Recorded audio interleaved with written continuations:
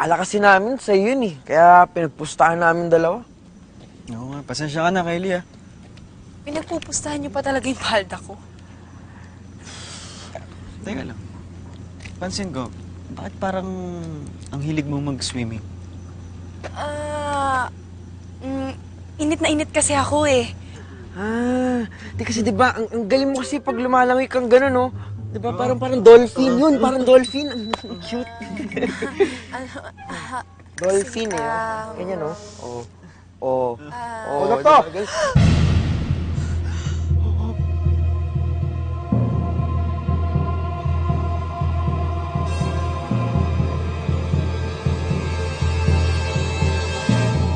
Sabi ng hold up to eh.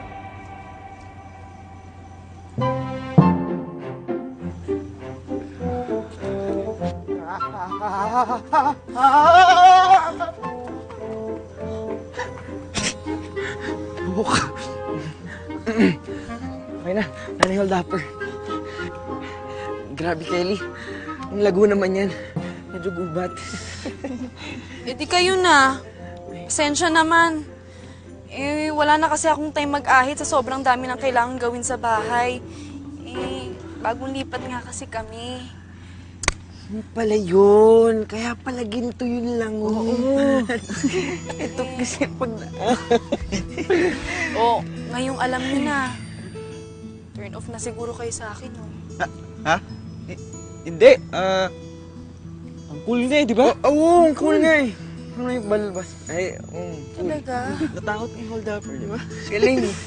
Galing. Patingin mo ulit. Oo, patingin ulit. Isa na, isa. Pating dalawa. Bakit? Teka nga, parang wala akong Loyal viewers, surprise! Kasama natin ngayon ang cute boys, Marvin and Tomas. Say hello to my viewers! Grabe, ang cute nila, no? Tsaka ang cute din ng story nyo. Of course, may lesson. Na-realize po namin na mali yung ganun. Dapat talaga napag-uusapan yung mga ganun bagay. Correct, napag-uusapan lahat. Lalo na yung friendship nyo, dapat iniingatan nyo. Ay, di mo Bro. Ganun. Oo, yun ang pinaka-importante. At saka yung girlfriend naman, marami pa kayong mamimit in the future as you grow older, ika nga. Tama po. Saka sabi rin ng parents namin, unahin po namin pag-aaral, of course. And siguro kung gusto talaga namin mag-girlfriend, dapat magpaalam kami sa parents, yung girl and sa parents namin para meron tamang payo. Tama yan, oo. Ay, yun po, yun sa amin. Hindi naman po talaga kami torpe, di ba? Ay, hindi kayo torpe. Paano?